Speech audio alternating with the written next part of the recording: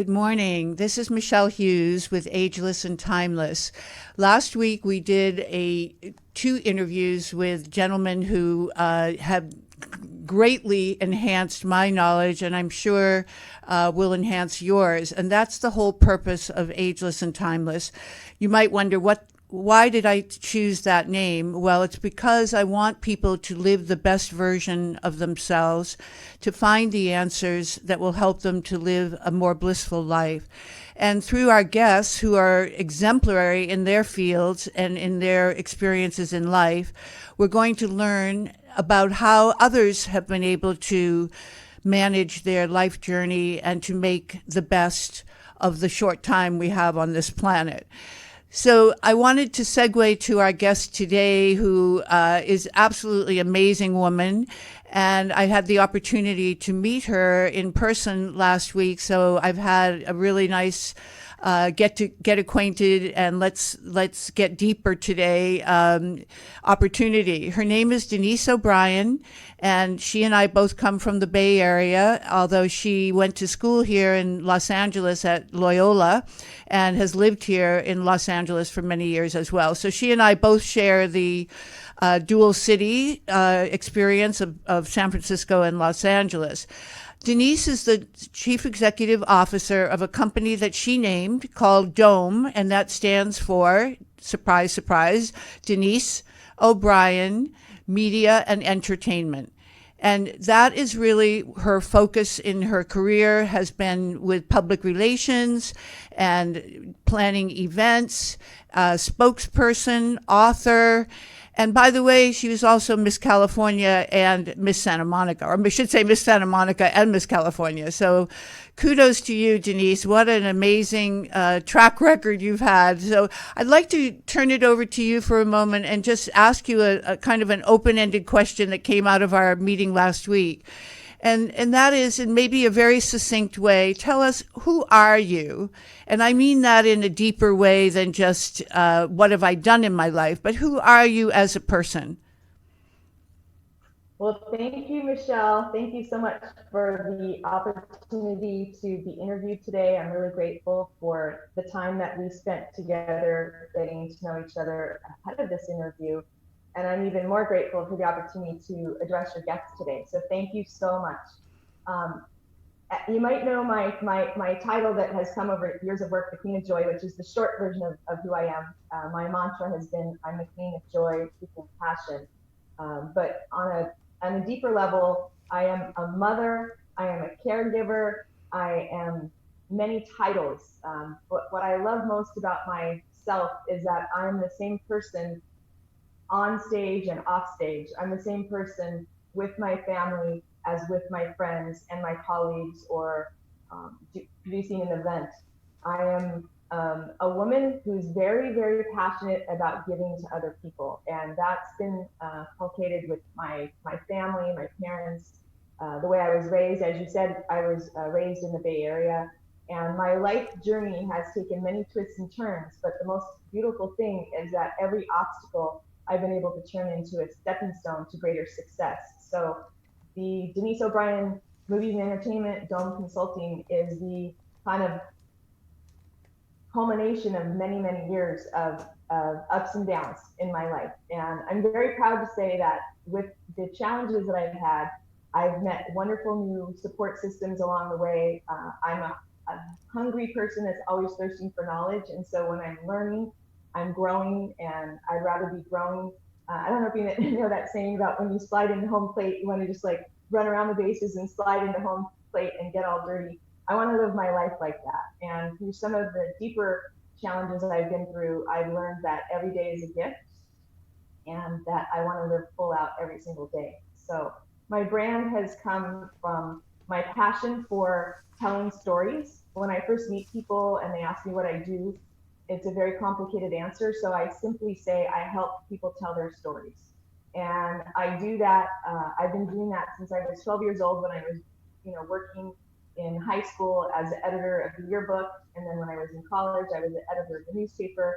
And those types of opportunities to help people tell their stories, to dig deeper into who somebody is and what their values and their beliefs are, and to help them to shine their light. One of my mottos is let your light shine. And very often people ask me where my energy comes from, where my excitement comes from, where my joy comes from. And I give all the credit to God, because there's no other source of the joy and light that I have in my life than God. But my goal is always to share that with other people, to uplift them. And I do that on a global stage now, which I'm very grateful for. Being able to travel to India and Africa and other places to do the work that I do. And if I didn't have to pay for my bills and raise my 3 kids as a single mom, I would work for free pro bono all the time, because That's I love so much what I do.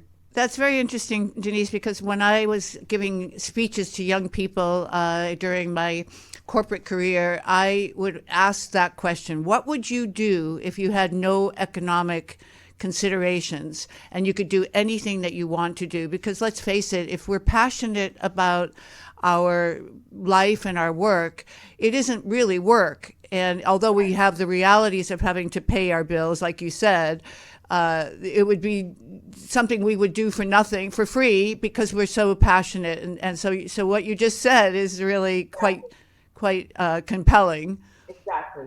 That's true. I always say, if you find something that you love to do, you'll never work another day in your life. And that's my goal, to teach my friends, family, my children to lead by example, to find a career that's passionate, which is why I started one of my businesses, California Safari, with a business partner who also had a college-age daughter. And we were mentoring our daughters and our daughters' friends. And we thought, why not make it a global company, so that we can encourage others that may not have mothers like ourselves, that are go-getters and teachers and have gone through various things. We started California Safari to educate and empower high school and college students to have a humanitarian slant to their work. And you know, in the olden days, we all worked so hard just to make money and pay our bills and find a job. And we went to college because our parents said, you got to go to college to get a good job. Well, it's not like that anymore. I've been an entrepreneur for 37 years. I've worked for myself for longer than that, if we count the paper outs I had when I was in grammar school, and the babysitting jobs I had in high school, and the bookkeeping jobs I had in college. But the bottom line is that we don't have to do it the way it used to be done. And there's lots of ways to make money and to build your passion. And I think the millennials are a perfect example of that. And I love working with young, passionate people, men and women, that are here on this planet, and they know that they can make a difference with what they're doing at a young age. So, Denise, what is the best advice you ever got? Wow, the best advice I ever got. I'm writing a book right now. My father has a battle right now with Alzheimer's, and so I'm caregiving for him in the midst of everything else I'm doing. And I'm writing a book about the lessons I learned from my father, and I'm trying to get it done right now while he's still alive, so I can dedicate it to him and read it to him, because he can still speak and talk, which is a blessing. But the best advice I ever got from my father was to just be yourself and to be your authentic self. He often tells me how much charisma I have and how much beauty I have, and you know, only your father can love on you that much. I've been single for 15 years, so I don't have a man in my life except for my father and my son, who's 24, to tell me wonderful things. But I always have tried to embrace that. There have been challenges. For example, after I was Miss Santa Monica and Miss California, and I got into the beauty business, which I've been a senior sales director with Mary Kay Cosmetics for going on 33 years now. And it's been a wonderful ride. It's been an incredible company. I was trained by Mary Kay Ash herself, who taught us to put our faith first, our family second, and our career third, and to live by the golden rule. So I would say, you know, my father's advice to be myself, my authentic self, and Mary Kay's advice to live by the golden rule have been my entire life's journey. I have a company called Golden Rule Gurus, and it's where I speak and travel around the world on the topic of living by the golden rule, which to some can seem more religious, some more spiritual. And what I teach is just that if you really are in this world to give to other people and to do unto others as they would have them do unto you, which is the golden rule, that you're going to have a beautiful life.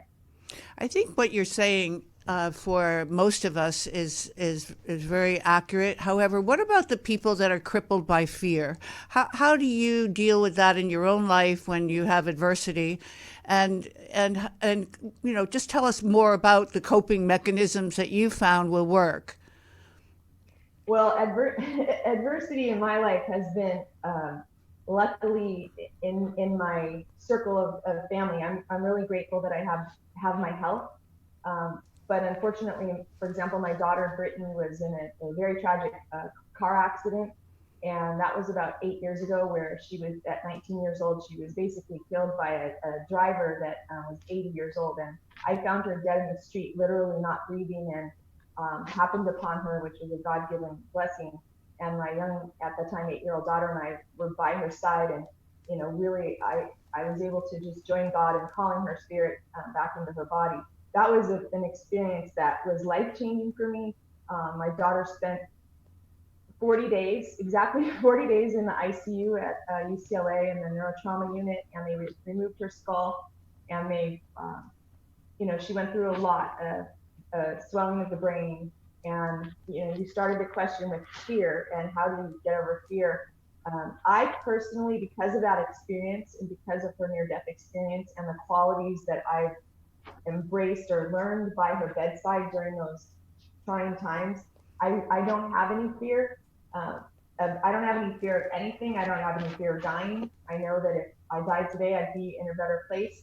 So what I spend my time doing is trying to share with other people that if they truly live a balanced life where they have their faith and they have their family, there's always going to be fear. There's always going to be challenges, and some, we call fear, FEAR, false evidence appearing real, is that it's not really there. There is nothing there. I mean, all of us are substance and energy and life and love and light. And so if we can dig deep and embrace that deep down inside of us, that there's no fear. It's just something in our head. If we can attach to our soul and our inner strength to our brain, or maybe even detach it at sometimes, we have a better opportunity to embrace the God that's within and to try to let that out. That's something that I teach in classes and coaching my clients, is that you just have to try it. Sometimes you just have to jump in the pool and dive and take a deep breath and come to the surface. It's like the adage, if you don't get up to bat, how can you hit the home run? So you have to be willing to take the risk to get up to bat, so to speak, and to face. Yeah, even when you do, the best batting averages in the world, you only hit 1 out of 3. If you have a 300 batting average or 335 or whatever, that's the best that is in the world. So exactly right. So you never win it, don't try. Well, you can actually write a book on miracles, having just told us what happened to Brittany. Yes, I actually can write a book on miracles, because I've seen multiple miracles in my life. And Brittany walking out of the hospital on the 40th day without her skull and having 7 months wearing a skateboarding helmet to protect the inner layers of her brain, I can truly say that I have seen a miracle. And she, not only did she survive the accident through the grace of God and the prayers, we had over 35,000 people around the world praying for her on her caring bridge, and her supportive friends, her teachers from school, her professors, and of course our family stood by her side and lived there with her in the ICU for many, many weeks. And her recovery is truly a miracle. None of the doctors gave us all the worst, and we just believed that the best would come. And a lot of other people's lives are transformed. I don't think Brittany realizes how many thousands of people have faith in God because of watching what she went through. I was just going to ask you, how much did faith play in your ability to cope with the trauma and the tragedy of Brittany's accident? Well, there was never a moment that I doubted that Brittany would recover, and I think having that confidence at the very beginning, I still meet people today, friends and family, that look back on that time. We just passed the 7-year anniversary, and all the posts on Facebook come back up, and all the prayers that we had faith played the biggest part. I do believe that the healers that came into that room, many of them physically came in. I'm Catholic, so we had all of our Catholic priests praying, and then we had Jewish rabbis come in with their shofars, and they were praying. We had Reiki healers. We had Indian shamans. Anybody of any type of faith that wanted to come pray over my daughter, I allowed them to access to the ICU. It's very controversial with her father at the time, but it was something that I felt if someone has a prayer that they want to bless our daughter with, even the hugging Saint Alma, who my daughter's stepmother at the time went and asked for prayers, happened to be in Los Angeles the week that my daughter had the accident. And she has a beautiful spirit, from India, quite famous saint. And she blessed a blanket that we laid over Brittanys body. And she was laid on ice. She was basically laying on a bed of ice, and then she had this blanket over her. And then we had all the kind of trinkets of our spirituality. My dad and I would pray the rosary, and we had others that had their special trinkets. People sent holy water from Lourdes. These are all just worldly symbols of the spiritual life, and we allowed all of that in the room. And I do believe that there were realms of spirituality, layers that we can't even talk about on this earth that helped us save Britain.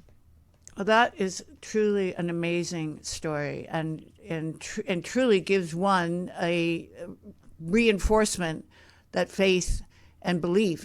They always say, what you believe you will achieve, and obviously you didn't sit by passively and watch this. You were proactive, and you went out and found people to pray for Brittany, but also to come to the hospital and pray in person, so that you were taking an active role, despite the fact that you could have been crippled by the entire experience and left to be pretty helpless. Instead of being a victim, you became the hero or the heroine.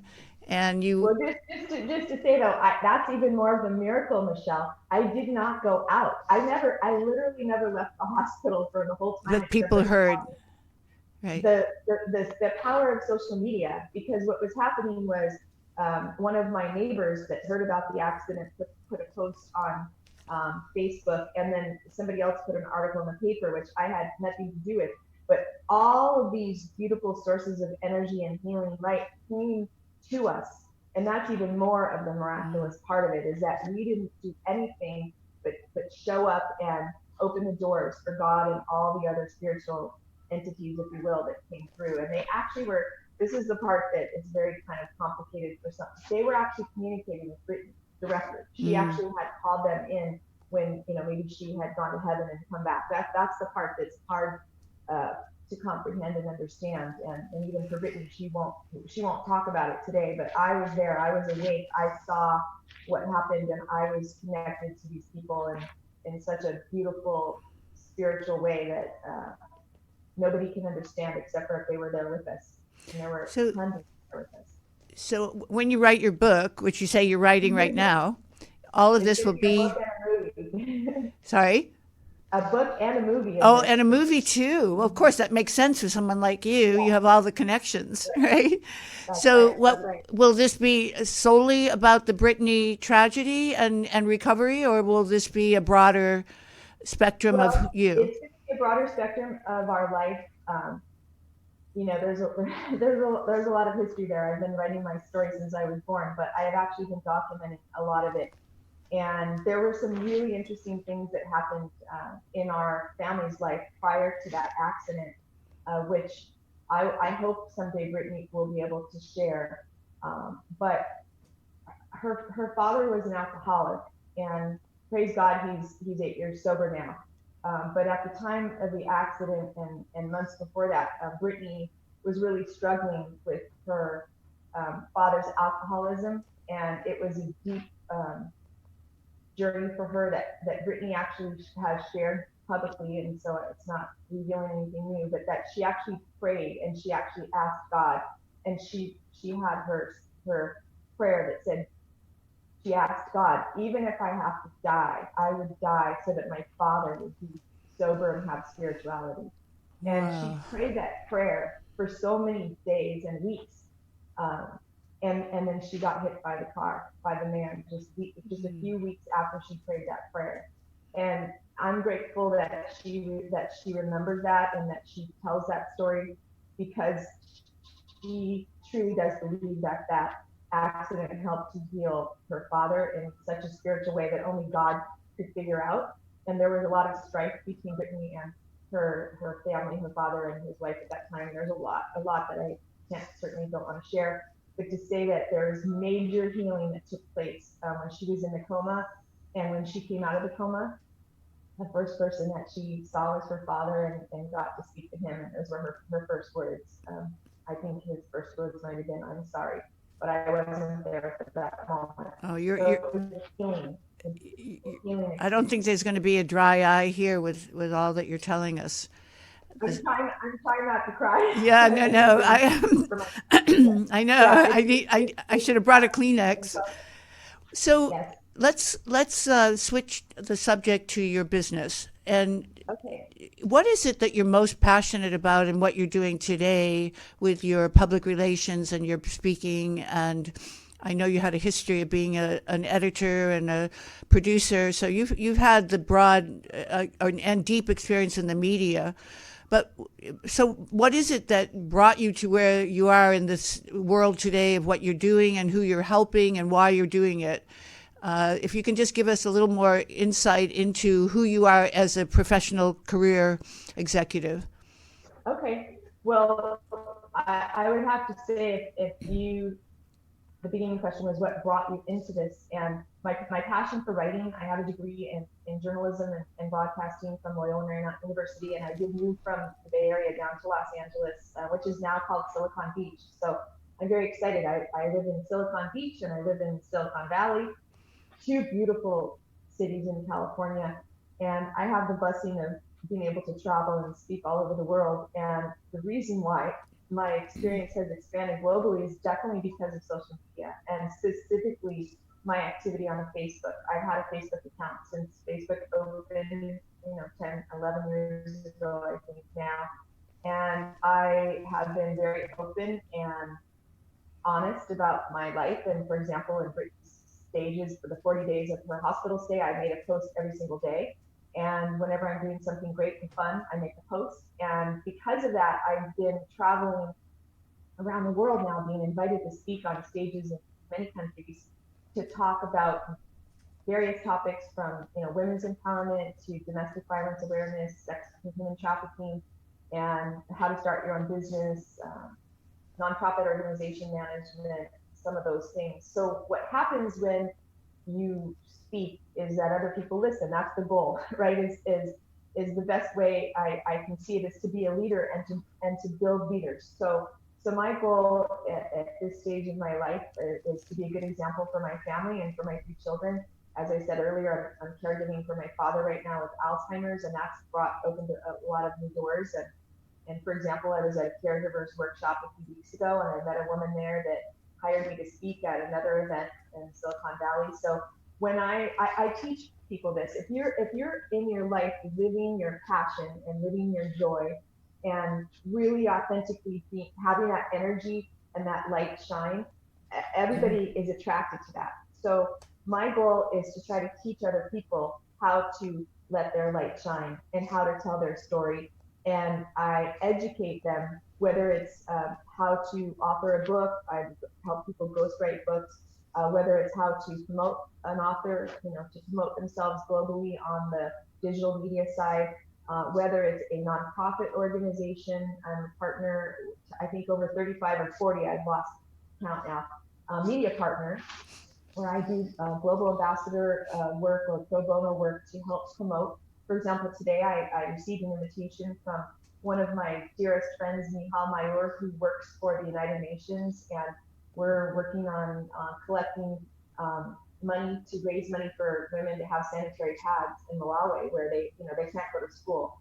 I'm the global ambassador for the Indian Dreams Foundation. I started working with them 3 years ago in India. Again, it's to support women who need sanitary protection so that they can go to school. Because if they're missing a week, a month of school, they're getting behind. So it's to raise awareness, to share the message.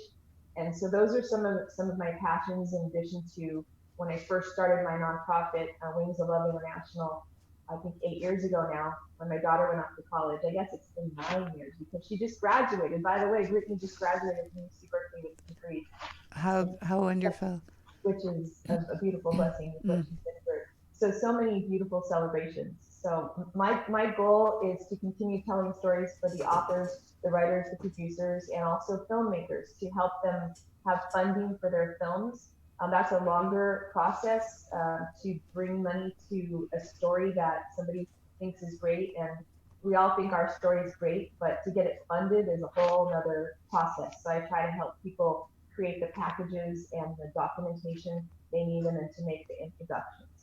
So what is it that surprises people the most about you?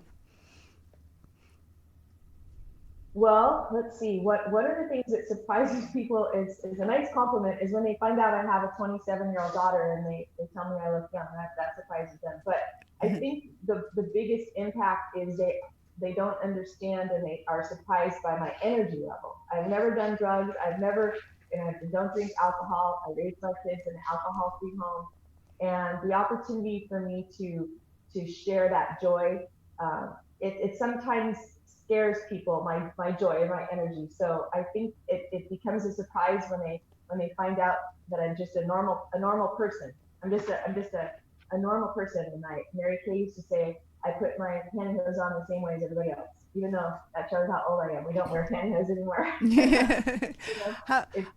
How has I'm a simple person, but I can dress up. I know how to dress up. I know how to wear my makeup. I have a closet full of evening gowns, but I'm just as comfortable in a pair of flip-flops and sweatpants at home with my kids. Well, one of the taglines for Ageless and Timeless is ordinary people doing extraordinary things, people making a difference. So I think you just said that in a very succinct way, that's really who you are.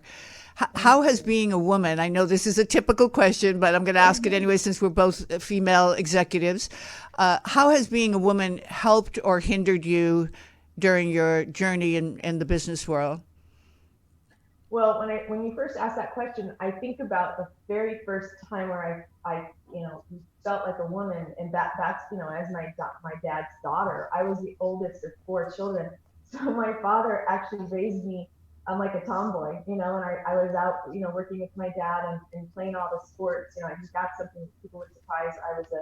I was a very superstar, all-star softball player. My sister and I won lots of awards and traveled all over California playing softball, and in college I played soccer and softball, and I'm a very, very good athlete, which is always a surprise when people just see me on a red carpet in 4-inch or 6-inch heels. But my biggest dream and goal is that I can accentuate and share my outer beauty, if you will, to attract people to realize that it's really the inner qualities, the inner beauties that count. It makes a big difference. If you say you're ageless and timeless, what have you done to get there, and what secrets can you share? That's what I love. I love, when I see a woman and she looks 20 years younger. I just climbed to the top of the Hollywood sign with 3 friends, but 2 of them are 10 years older than me. And I was huffing and puffing and puffing, and we were going straight up, an hour and a half each way up to the Hollywood sign. And I was like, what is your secret? You look amazing, you feel amazing. And, they shared with me their spinning classes and what they did to prepare. Whereas I just jumped out there and just went up the mountain. You were still able to get to the top. I got to the top. And of course I had my camera with me. So we actually took a video, and I haven't shared that yet. We just did it recently. And I was able to get to the top, but I was out of breath. I took the 5 minutes. That's understandable, because you're not doing it all the time. And I'm sure they're training, your friends are training, as I said, with spinning classes. So give yourself a good, some kudos and a pat on the back, because that's very impressive. And I'm sure that will now give you a platform to do it again, right? Next time you're here. Yeah, right. And if you're a Hollywood publicist, how can you say you've never gone to the top of the Hollywood sign? So now I have pictures to prove it. That's right. So, if our viewing audience wanted to work with you in any of their projects, because most people don't really understand public relations and understand the value that it can bring to their business opportunities, particularly as they're in an early stage when they're trying to establish a brand and to become get distribution, get awareness, and this is where you can really be of help. Can you explain a little more about how you would hold the hand of a potential client and go from A to Z in terms of getting them what they need for their business vision and opportunity? Well, that's a great question. And so we serve not only entrepreneurs or young men and women that want to start a business, we also serve CEOs and executives. For example, I was the public relations director for the American Chinese CEO Society for about 3 years. And that was an opportunity to work with CEOs of companies that were already quite successful and to help them bridge the gap between China and America, for example, to sell what their company was in either country, to come to a cohesive awareness of how they could build something together in both countries. So, and I have clients that are, performers and singers, in India, and they want their brand to be here in the US. So it's very specific. So for example, for those that are listening right now, whether you're an entrepreneur or you own a company, or you're looking for personal branding on your own, or you want to redo or enhance the brand of an already established organization, whether it be a profit or a nonprofit, what we would do is I would first have a discovery call. And in fact, I would love to offer your audience and your listeners a free 15-minute PR discovery call. What that would include is an opportunity for me to find out what their goals are, because a lot of us are not living to our full potential. We're not sliding in the home base, at the full speed and just sliding across and making it happen. Some of us, as you mentioned earlier, live in fear. So I offer private coaching, which is just one-on-one coaching with myself and a person who's looking to maybe get out of a full-time job. I've been doing that for 33 years, helping women specifically to find their niche and to build their own businesses. And I teach them the skills that they need to find their clients, to service their clients, and to build their brand in a way that they can still build it around their family. But for the entertainment, or for those that are, for example, wanting to produce an event, we have a full service global support system. We have camera crews all over the world. We have the sales teams. We have the digital marketing media. We work with a company in India called Key Difference Media, and we also have a social media team that helps host. So what I do is I take somebody's current situation. We study all of their current analytics.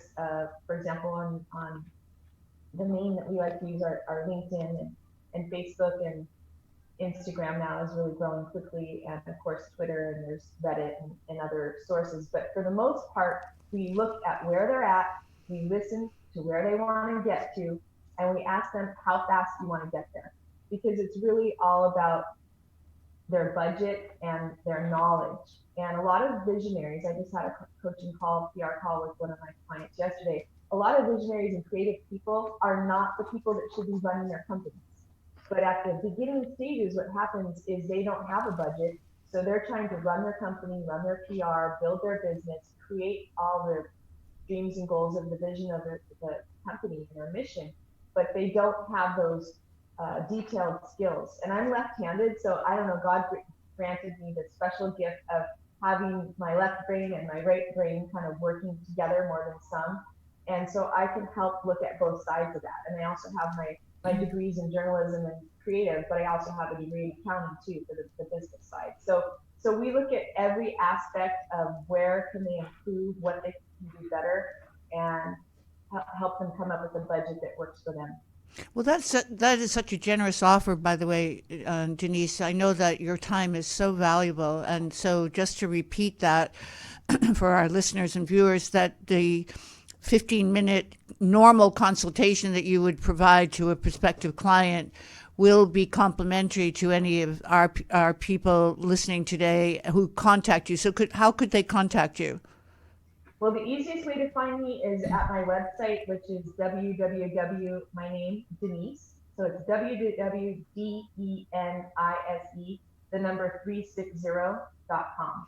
And so at denise360.com, you can find all of my resources, all of my contact information. You can push one button and send me a text message, which would be the best, to just send me a text message. And for your callers, since I am interviewed on a lot of different shows, just text the name Ageless. How about we go with Ageless, and their email address, and then I can set up the discovery call. That would be the best and easiest way. And at Denise360.com, you can look at all of my YouTube links and the many brands that my company has created, as well as various websites and all the social media you could ever, wherever you are on social media, Dome Consulting and Denise O'Brien International will find. So before someone would, I'm sorry to interrupt you, Denise, but before someone would contact you, do they need to have any kind of outline or business plan or anything that would help you to make that time more efficient? Because obviously it'll go flying by 15 minutes. Right, it does go flying by. The 15 minutes is our actual conversation time, but I do research ahead of time. So that's why it's important that when they text me their email address, I send them the email offer and ask them to please send me any links of their social media platforms and or their vision. If they have a business plan, that's great. Most people don't have a business plan. They're just kind of flying and they're trying to figure out a way to fly faster. So I do study all their social media and do an analysis prior to the 15-minute call. Okay, so that 15 minutes, right. So we're saying that 15 minutes is really worth a lot more because you're doing work beforehand. And if they forget Ageless, they can just say Michelle Hughes. But one way or the other, let you know. Sorry? They can say Michelle Hughes radio show, the Michelle Hughes Company. I'll know. I think you'll know. And just a point of clarification, you had mentioned the left brain and right brain, and I want to be sure that people understand the left brain is the analytical, the right brain is the creative. And what Denise was saying is that she's been blessed to have a balance between the two so that she can be both analytical and creative for her clients. Is that a fair summary? Exactly. When you're left-handed, you exercise different parts of your brain. And so I have had that. It's just an extra, but my daughter's left-handed. Many of the presidents of the United States back to back have been left-handed. There's just something a little extra special about that because you're able to use both sides of your brain since you were little when you first start writing and speaking. Right. So what if you can share with us without invading any confidentiality, what has been the most exciting client that you've ever represented in what happened in the beginning and where were you at the end to make that journey with that client so exciting? Well, I think the most exciting clients, to be honest with you, I can't really talk about celebrity clients and all of that, but what I can say is that when I see my clients grow out of their comfort zone, that's really for me the biggest paycheck at the heart. Whether I'm making a little or a lot of money on something that someone's doing, if they step out of their comfort zone and really take to heart the things that I taught them through my own sorrows, through my own trials, through my own tribulations, and there have been many. There's not a lot that has happened to somebody else that hasn't happened to me. I've had family members unfortunately try to commit suicide. I've dealt with mental illness in my family and still do, alcoholism, drug addiction. I have a family member that actually died of an alcohol and drug overdose. So these are things that we don't normally like to talk about, but I believe that if we can really focus on making a change within ourselves and being able to share that with others, those are the biggest wins for me. It's the small clients that have big dreams, and when they reach them, for example, I have a client, a recent client that she's a cancer survivor, and I don't think she would mind if I shared her name is Susie, but she was a cancer survivor and she has all these scars on her torso from all the multiple surgeries that she had. and she used to hide them all. And recently she just decided that she's going to share her resilience and what's going on and how determined she is as a single mom to raise her children and to be a good mother and a good steward of the gifts God gave her. And she went into the gym and had somebody film her working out, and revealing all her scars. So that's an actual physical thing that she did, but it's a huge step for her. And she's gotten huge success from that with people, and she's writing a book in English and in Spanish. And so those are the kind of clients that I have the biggest cheerleading section for, and balcony. You want to surround yourself with balcony people, and I feel like I'm the cheerleader that's always cheering people on. Whether they're paying me or not, that doesn't matter. I share any good success story. And so, I worked with singers from other countries that have brought their brand to America. I've worked with film producers that are currently getting funding from, in the millions of dollar range from films in China. I have a couple faith film projects I'm working on in India. And again, these are all non-disclosure, so you can't really, talk about who they are or what they are. But one of my clients and colleagues is actually one of the most famous women in Africa ever. And we're working on building a film school in Africa. So we're pulling together all the resources that she has and that I have in America and other countries to build a film school for those that are less fortunate, meaning that they would never get out of Africa, for example, to get to Hollywood. So we're bringing Hollywood to Africa, and for other students from other countries that will come to learn at that school. You were talking earlier about your business being very pragmatic in one way, but very philosophical in another way. And of course, everything you've said today has exemplified what you meant by that statement. And I'm putting words in your mouth, but that's kind of how I was summing it up. But you obviously have looked at many different types of companies and different individuals, but how do you describe the most value driven of the businesses that you have represented? And when I say value driven, it's very much about what we've talked about today, but even going even further. So maybe define first what you believe is a value-driven business, and then how you have helped those kinds of businesses with the nucleus of that vision to become realities in the world and to contribute to the world at large. Because really, Denise, this is what Ageless and Timeless is our vision, is about realizing our fullest potential, whether it's a company, an individual. So this is really the genesis of my question. Mm-hmm. It's so funny that you asked that question because just last night I was visiting my father, and for the first time ever, actually, I saw the movie Heaven Can Wait. I don't know if you've seen the movie Heaven Can Wait. It's a very old movie, but oh, absolutely. The main character, died in the early part of his shining career as a football star, and then he ends up going into the body of a very, very wealthy industrialist who was basically cheating and scamming the world. And because of his own personal values, and he comes and gets on his private aircraft and lands in LA somewhere to find meeting point, and he basically reveals all the nasty, deep, ugly secrets that his company has been doing, and he basically makes a huge shift in that company, and people are all their jaws are dropping because he's being honest. And so to answer your question, a value-driven company to me is one whose value is people and not profits. And it's very, very simple. Mary Kay Ash taught me that a long time ago, to value people over profits. And when you really look at the people and the sales force of your company, or whatever group that you're working with or managing, you really treat them with love and respect. And I'm here right now sitting in the heart of that Silicon Valley, where there are so many companies. You don't need to list them all, but Google and YouTube and Facebook, and it goes on and on. Uber and some other big companies that were started here in some of the incubator programs. Is that if you value the people and you give them a great working environment and a great space, here they have, everything's paid for. You show up at work and you have all the free food and the free parking and the free, it's a great fun. They make the environment the most important opportunity for people to enjoy and want to be at work.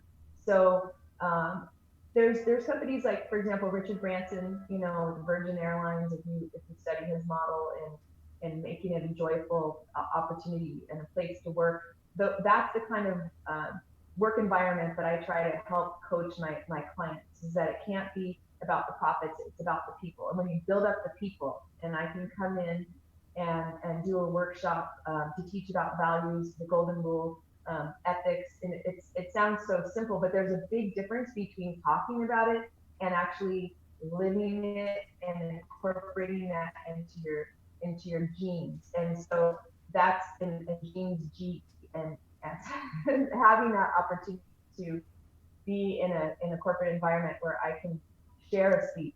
Sometimes I'll be on a stage in front of 3,000 or 4,000 people and only have 15 minutes to get the message across. And so I try to make it brief and simple. And that is that if you do things the right way and don't try to cut corners and really do it for the right reasons, that your clients will see that message. And I can carry that answer further into social media. We all know of Yelp or some of these places where people are giving out reviews, even Google. It doesn't matter where I go. I get home at night and I have 8 or 10 remarks from Google. Will you give an opinion on this? You went here today. What do you think of that? Give a review. They're constantly asking us for reviews, and some people take the time to do that. So one bad negative review can ruin a business, can ruin a restaurant. And we know for a fact that a compliment or a influencer, for example, on Instagram, any of our, let's say our Kylie Jenners or cosmetic, queens or whatever, they can just mention one lipstick color or one eyeshadow color and it's sold out. Meghan Markle, the new Duchess, when she has one tote bag that she wears or a pair of jeans, it's sold out. So we know the value of social media, and I try to teach the client that those are the wins, that if you can have in PR, some people say, can it be good? Can it be bad? Well, you can even turn a negative into a positive if you have the right team and the right people that can help you construct the story in a positive way. So, we try not to have those kind of problems with my clients. But this year Facebook has had some challenges PR wise. How would you have coached Mark Zuckerberg? How would you have coached them as your clients to navigate through this issue of privacy? Wow, that's a tough question. Being that I'm such a big Facebook fan, and I've always embraced Facebook, I certainly worried about my own privacy, but I just made sure that all of my protocols were in place. For example, no one ever knew where my children went to school or where I lived. Most people still don't know, have any knowledge of those locations, and that's a privacy thing for me. I know for a fact that the best advice I could have given Mark Zuckerberg is to come clean a lot sooner. That's the only advice I can give. And again, it goes back to the golden rule. If people are trying to make more money, or if it's all about money, or if you're trying to hide a mistake, that doesn't work very well. So he eventually, came down and was interviewed in Washington, and he and his team were grilled, as we all know. But if he would have just come clean a little bit sooner on some of the mistakes that he made, he would have a much better issue with his brand. And then the scrutiny about the privacy and those issues with his team, hopefully he would have fixed them a little bit sooner. I mean, what can you say with a multi-billion-dollar company like that? It sometimes gets to be all about the money. And so if you don't live when it's all about the money and make the changes sooner. And how important it is, Denise, how important is it for your effectiveness to be dealing directly with the CEO versus the head of PR or the head of marketing, or someone in the upper management, but not the leader and the visionary? Well, if you have to go through 5 or 6 layers to get to somebody, then that just takes more time and actually costs the company more money.